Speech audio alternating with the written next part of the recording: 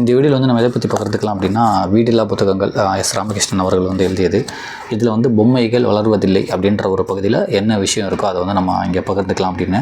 இதில் என்ன முக்கியமாக சொல்லியிருப்பாங்க வந்து, குழந்தைங்களுக்கு வந்து கதை சொல்கிறது வந்து ரொம்ப ஒரு பெரிய கலை. அந்த கதை சொல்லும் போது அவங்க வந்து ரொம்ப ஆர்வமாக கேட்பாங்க. நம்ம கதையோடே வந்து நிறைய நல்ல விஷயங்கள்லாம் சொல்லும் போது அது ஈஸியாக வந்து அவங்க கிட்ட போய் உட்காரும். இப்போ நம்ம வந்து ஒரு விஷயத்தை அதட்டி சொல்கிறதுக்கும், ஒரு விஷயம் நல்ல விஷயங்கள்லாம் வந்து கதையோடு சொல்கிறதுக்கும் நிறைய வித்தியாசம் இருக்குது. இப்போ வந்து பொய் சொன்னால் வந்து மூக்கு கீழே விழுந்துடும், இல்லைனா பொய் சொன்னால் வந்து தலையில் கொம்பு விழுந்துடும், இப்படி சொல்லி நம்ம குழந்தைக்கு முன்னாடி சொல்லும் போது குழந்தைங்க வந்து அதிகமாக ஆர்வமாக கேட்கும். அதே நேரத்தில் வந்து பொய் சொன்னால் தப்பு போல் அப்படின்னு சொல்லிட்டு குழந்தைகளுக்குமே வந்து அது வந்து ஈஸியாக போய் ரீச் ஆகும். அதனால் குழந்தைங்கள்ட்ட வந்து கதை சொல்லி பழகுங்க. அந்த மாதிரி ஒரு கதையை தான் வந்து இதில் ஒரு எஸ்ரா அவர்கள் வந்து பகிர்ந்துருக்காங்க. இந்த மாதிரி நான் ஒரு கதை படித்தேன், குழந்தைகள் கதை வந்து ஒரு நாவலில் வந்து படித்தேன். இது வந்து இத்தாலியில் எழுதப்பட்ட நாவல். 1892 வந்து பினாச்சியா அப்படின்ற ஒரு நாவல். அந்த நாவலில் வந்து ஒரு சிறார்கள் கதை படித்தேன். ஆனால் அதில் வந்து கதையோடு சேர்ந்து நல்ல பழக்கங்களுமே வந்து அந்த கதையில் வந்து சொல்லியிருப்பாங்க. ஸோ அதனால் அந்த கதையை பற்றி எஸ்ரா அவர்கள் வந்து அந்த புத்தகத்தை பற்றி இங்கே சொல்கிறாங்க. அதுக்கு முன்னாடி என்னென்னா வந்து, சிறுவர்களுக்கு வந்து கதை சொல்கிறது வந்து எவ்வளோ முக்கியம், அது கதை சொல்கிறனால அவங்களுக்குமே ஆட்டோமேட்டிக்காக வந்து அந்த கற்பனை திறன், அந்த சிந்தனையெல்லாம் வந்து அவங்களே 2-3 கதை சொல்கிறாங்க அப்படின்றதையுமே இங்கே பதிவு பண்ணியிருக்காங்க. பொம்மைகள் வளர்வதில்லை. குழந்தைகளுக்கு கதை சொல்வது ஒரு கலை. சாதாரண எளிய நிகழ்வை கூட சுவாரஸ்யமான கதையாக்கலாம். நான் பள்ளியில் படிக்கும்போது சவுந்தரபாண்டியன் என்ற ஆசிரியர் பெயர் மறந்து போன என்ற கதையை பாடலுடன் சொல்வார். இன்றும் அந்த கதை பசுமையாக மனதில் நிற்கிறது அப்படின்னு சொல்லிட்டு எஸ்ரா அவர்கள் வந்து அவரோட பள்ளி பருவத்தில் அவங்க ஆசிரியர் சொல்லி கொடுத்த கதையை வந்து இங்கே பதிவு பண்ணுறாங்க. இன்னுமே எனக்கு மைண்டில் அது ஓடிக்கிட்டே இருக்குது. அந்த அளவுக்கு வந்து சின்ன வயசில் ஏதாச்சும் கதை சொன்னால் வந்து ஈஸியாக நம்ம மனசில் போய் அந்த பசங்க மனசில் போய் உட்காந்துரும் அப்படின்றது தான் இங்கே சொல்கிறாங்க. சிறுவர்களுக்கு கதை சொல்லும் முகாம் ஒன்றில் பினாச்சியோ கதையை அவர்களுக்கு சொன்னேன். பொய் சொன்னால் பினாச்சியோவின் மூக்கு வளர்ந்துவிடும் என்பதை சிறார்கள் ஆர்வத்துடன் ரசித்து கேட்டார்கள். முடிவில் கூட்டத்திலிருந்து ஒரு சிறுவன் எழுதி கேட்டான், பொய் சொன்னால் மூக்கு வளர்ந்துரும்னா பொய் சொல்கிறத கேட்டால் காது வளர்ந்துருமா சார்? இதுதான் சிறார்களின் கற்பனை திறன். அவர்கள் ஒன்றிலிருந்து இன்னொன்றை கற்பனை செய்து கொள்ளக்கூடியவர்கள். உடனே அதை பற்றி யோசிக்க தொடங்கி விடுவார்கள். மறுகதை அவர்களே சொல்லுவார்கள். கதை வழியாக சிறுவர்கள் நிறைய கற்றுக்கொள்கிறார்கள். அந்த சிறுவர்களிடத்தில் யாருக்காவது மூக்கு பற்றி வேறு ஏதாவது கதை தெரியுமா என கேட்டேன். சங்கர் என்ற 10 வயது சிறுவன் எழுந்து கதை சொல்ல தொடங்கினான் அப்படின்னு சொல்லிட்டு வந்து 10 வயசு சிறுவன் வந்து கதை சொல்லியிருக்காங்க. எஸ்ரா அவர்கள் கேட்டிருக்காங்களா, வேறு யாராச்சும் வந்து மூக்கை பற்றி ஒரு கதை தெரியுமா அப்படின்னு சொல்லிட்டு. ஏன்னா இவர் வந்து அந்த பினாச்சியோ அப்படின்ற கதையில் வந்து பொய் சொன்னால் மூக்கு வளர்ந்துரும் அப்படின்ற ஒரு கதையை வந்து சொல்லியிருக்காரு. அந்த முகாம்லேயே வந்து வேறு ஒரு பையன் வந்து நான் உங்களுக்கு கதை சொல்கிறேன்னு சொல்லிட்டு அந்த மூக்கு கதையை பற்றி உங்களுக்கு தெரியுமான்னு கேட்டீங்கன்னா அவன் ஒரு கதை சொல்கிறான்.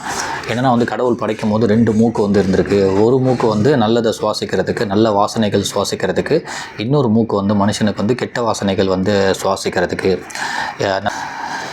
அந்த நல்ல மூக்கு வந்து என்ன பண்ணுச்சுன்னா வந்து நல்ல வாசனைகள்லாம் வந்து சுவாசிக்க ஆரம்பிச்சிச்சான். அது வந்து நல்லா பெருசாகிக்கிட்டே இருக்கான்.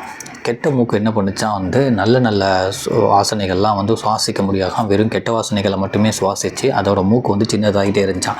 இதனால் வந்து மனுஷனுக்கு இருக்கிற 2 மூக்குக்குள்ளேயுமே பெரிய சண்டை வந்துச்சான். நீயால நான் பெருசாலான்னு சொல்லி. ஸோ 2 பேருமே வந்து கடவுள்கிட்ட போய் நின்னாங்களாம். அது கடவுள் சொன்னாராம், உங்கள் 2 பேரில் யாராச்சும் ஒரு ஆள் விட்டு கொடுத்தா இந்த சண்டை முடிச்சிடும்ல, ஏன் இப்படி பண்ணுறீங்க அப்படின்னு சொல்லிட்டு. ஏன்னா இந்த 2 பேர் சண்டை போட்டனால 2 பேருமே நான் இனிமேல் சுவாசிக்கவே மாட்டேன்னு சொல்லிட்டு 2 பேருமே அந்த இதை ஹோல்ட் பண்ணிட்டாங்களா. அந்த வந்து சுவாசிக்கிறதே வந்து அது வந்து மனுஷனுக்கு வந்து நிறைய பிரச்சனை வந்து. ஏன்னா சுவாசம் 2 வந்து மனசு இறந்து போயிடும்ல. உடனே வந்து இந்த 2 மூக்கும் போய் கடவுள்கிட்ட வந்து சொல்லிச்சான், இந்த மாதிரி வந்து எங்கள் 2 பேத்துக்குள்ள யாராச்சும் ஒரு ஆளை மட்டும் வைங்க அப்படின்னு சொல்லிட்டு நிறைய வாக்குவாதம் பண்ணியிருக்குங்க. அந்த கடவுள் என்ன சொல்லியிருக்காரு, உங்கள் 2 பேத்தில் யாராச்சும் ஒரு ஆள் வந்து விட்டு கொடுத்து போகலாம்ல, ஏன் வந்து இப்படி நீங்கள் சண்டை போட்டுட்ருக்கீங்க 2 பேரும், நீ பெரிய ஆளா நான் பெரிய ஆளா அப்படின்னு சொல்லிட்டு அதுக்கு வந்து இல்லை நாங்கள் விட்டெல்லாம் கொடுக்க மாட்டோம், இல்லை யார் பெரிய ஆளுன்னு சொல்லி எனக்கு தெரிஞ்சாகணும் அப்படின்னு சொல்லிட்டு கடவுள்கிட்ட போய் அந்த 2 மூக்குமே வந்து சண்டை போட்டிருக்கு. உடனே வந்து இந்த 2 மூக்குமே வந்து சண்டை போடுறத பார்த்துட்டு கடவுள் சொல்லியிருக்காரு, இந்த 2 மூக்குமே தேவையில்ல, மனுஷனுக்கு வந்து ஒரே ஒரு மூக்கு மட்டும் இருக்கட்டும் அப்படின்னு சொல்லிட்டு கடவுள் சொன்னதாகவும், அதுக்கப்புறம் தான் வந்து மனுஷனுக்கு வந்து ஒரே ஒரு மூக்கு இருந்ததாகவும் வந்து அந்த பையன் 10வது படிக்கிற பையன் அந்த கதை சொல்லியிருக்கான். 10 வயது சிறுவன் சங்கர் வந்து கதை சொல்லியிருக்கான். கடவுள் சொன்னதை 2 மூக்கும் கேட்கவே இல்லை. உடனே கடவுள், இனிமேல் மனுஷனுக்கு ஒரே மூக்கு தான், அதில் தான் நல்லதும் கெட்டதும் நுகரணும்னு சொல்லி ஒரு மூக்கை கட் பண்ணிட்டாராம். அப்படி தான் மனுஷனுக்கு ஒரு மூக்கு வந்துச்சு என்ற கதையை முடித்தான் அந்த சிறுவன். உனக்கு இந்த கதை எப்படி தெரியும் என கேட்டேன். நானாக தான் சொல்கிறேன் சார் என்றான் சங்கர். 2 மூக்குள்ள மனிதர்களை பற்றி 10 வயது சங்கர் கற்பனை செய்து கதையாக சொன்னது சந்தோஷமாக இருந்தது. மூக்கை பற்றி எத்தனையோ கதைகள் இருக்கின்றன. உலக புகழ் பெற்ற மூக்கை என ஒரு சிறுகதையை எழுதியிருக்கிறார் வைக்கம் முகமது பஷீர். தனது மூக்கை தொலைத்த ஒருவனை பற்றி ரஷ்ய எழுத்தாளர் கோகுல் ஒரு கதை எழுதியிருக்கிறார்.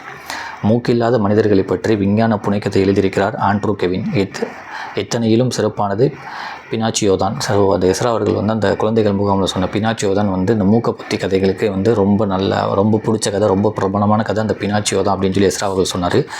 இத்தாலிய எழுத்தாளர் கார்லோ கொலாடியால் எழுதப்பட்ட நாவல் பினாச்சியோவின் சாகசங்கள் 1882 இந்த கதையின் ஒரு பகுதி தொடர்கதையாக வெளிவந்தது. பின்புதான் முழு நாவலாக உருப்பெற்றது.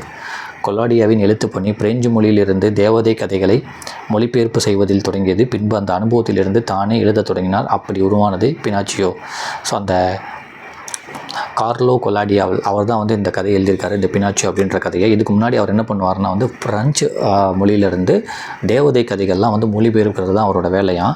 பட் ஆனால் அதுக்கப்புறம் அவர் வந்து இத்தாலி, ஸோ ஃப்ரெஞ்சிலேருந்து அந்த இத்தாலி மொழிக்கு வந்து மொழிபெயர்ப்பு தான் வந்து அவர் வேலையை பார்த்துட்டு இருந்திருக்காரு. அதுக்கப்புறம் அந்த ஒரு அனுபவத்தில் வந்து அவரே ஒரு கதையை எழுதியிருக்காரு, அதுதான் பினாச்சியோ அப்படின்றாங்க. அதோட ரைட்டர் வந்து இத்தாலி எழுத்தாளர் கார்லோ கொலாடியா அப்படின்றாங்க.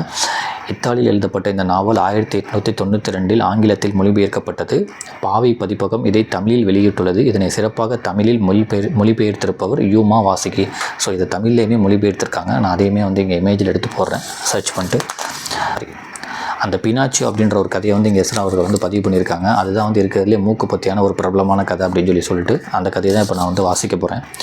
தச்சரான கெபட்டோ ஒரு மரக்கட்டியை வாங்கி வந்து பொம்மலாட்ட பொம்மையை ஒன்றை செதுக்க முயற்சிக்கிறார். அந்த பொம்மலாட்ட பொம்மைன்னு சொல்லுவாங்களா, இந்த தஞ்சாவூர் தலையாட்டு பொம்மை மாதிரி வச்சுக்கலாம். அப்போது அந்த பொம்மைக்கு உயிர் வந்து மனிதர்களைப் போலவே பேச தொடங்குகிறது. ஆச்சரியமடைந்த கெபட்டோ அதற்கு பினாச்சியோ என பெயரிடுகிறார். பினாச்சியோ ஒவ்வொரு முறை பொய் சொல்லும் போதும் அதன் மூக்கு நீண்டுவிட ஆரம்பிக்கிறது. சில நேரம் மிக நீளமாகி போன தனது மூக்கை சரி செய்வதற்காக மரங்கொத்தி பறவைகளை உதவிக்கு அழைக்க வேண்டியதாகிறது. பினாச்சியோ நாவல் வெறும் பொழுதுபோக்கு கதை கிடையாது. பெற்றோரின் சொற்படி நடக்காத பிள்ளைகள் என்ன ஆகிறார்கள் என்பதை பினாச்சியோவின் வழியே காட்டுகிறார் கொலோடி. ஸோ இதை வந்து சிறார் நாவல் மட்டும் இல்லை, அந்த மூக்கு பேசாயிரும், அந்த மூக்கு பற்றி உள்ள ஒரு சின்ன சின்ன நாவல்லாம் அந்த மாதிரிலாம் இல்லை. இது வந்து பசங்களுக்கு வந்து அறிவுரை சொல்கிற மாதிரி நாவல் இருக்கும். பெற்றோர்கள் சொல்ல நம்ம கேட்கணும் அப்படின்ற ஒரு நல்ல விஷயங்களுமே வந்து இந்த நாவலுக்கு இடையில வரும். அதுதான் வந்து அந்த பினாச்சியோ நாவல் அப்படின்னு சொல்கிறாங்க. அந்த நாவல்லேருந்து எஸ்ரா படித்ததில் வந்து சில முக்கியமான விஷயத்தை மட்டும் இங்கே போட்டிருக்காங்க. ஸோ அதுதான் இப்போ வாசிக்கலான்னு. முதல் முறையாக ஒரு பள்ளி தான் பினாச்சியோவுக்கு அறிவுரை சொல்கிறது. அது பெற்றோருக்கு கீழ்ப்படியாதவர்கள் ஒருபோதும் உருப்பட மாட்டார்கள், அவர்களால் முன்னேறவே முடியாது என உறுதியாக கூறுகிறது. அந்த பினாச்சியோ அப்படின்றது தான் வந்து அந்த பொம்பலாட்ட பொம்மைக்கு வந்து பேர் வைக்கிறாங்க. ஏன்னா அது வந்து டக்குன்னு அந்த பொம்மைக்கு உயிர் வந்தனால வந்து மனுஷனாகவே பேச தொடங்குது. அப்போ தான் ஒரு சின்ன விலங்குகளுக்கெல்லாம் போய் அதுக்கு என்ன கான்வர்சேஷனோ அதுதான் வந்து அந்த ஒரு நாவலில் சொல்லியிருக்காங்க. முதன் முறையாக ஒரு பள்ளி தான் பினாச்சியோவுக்கு அறிவுரை சொல்கிறது. அது பெற்றோருக்கு கீழ்ப்படியாதவர்கள் ஒருபோதும் உருப்பட மாட்டார்கள், அவர்களால் முன்னேறவே முடியாது என உறுதியாக கூறுகிறது. படிக்க விருப்பமல்லாமல் வெறும் விளையாட்டுத்தனமாக ஊர் சுற்றவை பினாச்சியோ முயற்சிக்கிறான். ஊர் சுற்றும் போது சந்தோஷமாக இருக்கலாம், ஆனால் எதிர்காலத்தில் துன்பப்பட வேண்டியிருக்கும். படிக்காமல் ஊர் சுற்றுபவன் எதிர்காலத்தில் குற்றவாளியாக சிறைக்கு போவான் அல்லது நோயாளியாக மருத்துவமனையில் கிடப்பான் என்கிறது பள்ளி. வீட்டை விட்டு வெளியேறி போகும் பினாச்சியோவை ஒரு நரியும் பூனையும் இணைந்து ஏமாற்றுகின்றன. தங்க நாணயங்கள் தருவதாக ஏமாற்றும் நரியும் பூனையும் நாங்கள் மக்களின் நன்மைக்காக பாடுபடுகிறோம், அதற்காகவே எங்கள் வாழ்க்கையை அர்ப்பணித்திருக்கிறோம் என்று குறிப்பிடுகின்றன. மோசடி பேர்வழிகள் எல்லா காலத்திலும் ஒன்று போலத்தான் இருக்கிறார்கள்.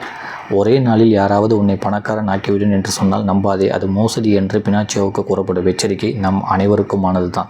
ஸோ இந்த பினாச்சியோன்றது வந்து பேச்சு வந்தோடனே வந்து மனுஷனாக மாறிட்டு இப்படிலாம் இருக்கலாம்னு சொல்லி சொன்னப்போ ஒரு அறிவுரையாக வந்து அதுக்கு சொல்லிகிட்டு இருக்க மாதிரி வந்து இங்கே பதிவு பண்ணிகிட்டு இருக்காங்க.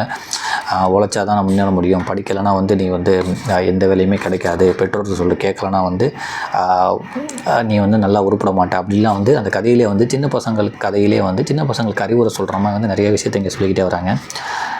நாவலில் ஒரு இடத்தில் தனது குளிராடைகளை விற்று பாடப்புத்தகங்களை வாங்கி தந்த கெபட்டோவை பற்றி நினைக்கும் பினாச்சியோ தந்தையர்களால் தான் மகத்தான தியாகங்களை செய்ய முடிகிறது என நெகிழ்ந்து கூறுகிறான்.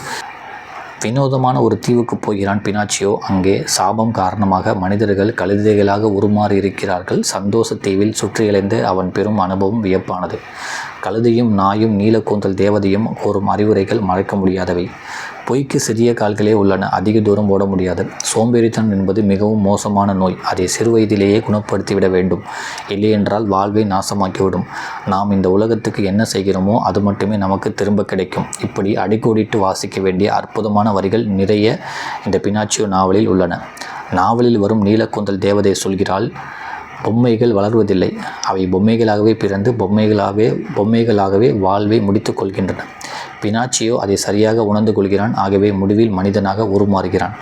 மனிதர்கள் மாற்றங்களை உருவாக்குபவர்கள். சிந்தனையிலும் செயலிலும் மாற்றங்களை உருவாக்க புத்தகங்களும் வாழ்க்கை அனுபவங்களும் உதவி செய்கின்றன. அப்படியான வாழ்க்கை பாடங்களில் ஒன்றே பினாச்சியோ அப்படின்னு சொல்லிட்டு, அந்த பினாச்சியோ அப்படின்ற ஒரு புத்தகத்தில் வந்து சின்ன பசங்க கதையாக இருந்தாலுமே வந்து அறிவுரை சொல்கிற மாதிரி ஏகப்பட்ட சின்ன சின்ன விஷயம் இருக்குது, நிறையா நல்ல நல்ல வசனங்கள் இருக்குது அப்படின்றத வந்து இங்கே எஸ்ரா அவர்கள் வந்து அடிக்கோடிட்டு சொல்கிறாங்க இந்த பினாச்சியோ நாவலை பற்றி இந்த ஒரு பகுதியில், பொம்மைகள் வளர்வதில்லை அப்படின்னு பகுதியில். ஸோ நீங்கள் வாய்ப்பு இருந்தால் அந்த பினாச்சியோ நாவலையுமே வந்து தமிழில் இருக்குது, நான் அதை இமேஜ் எடுத்து போகிறேன், நீங்கள் வாங்கி வாசித்து பாருங்கள். நன்றி.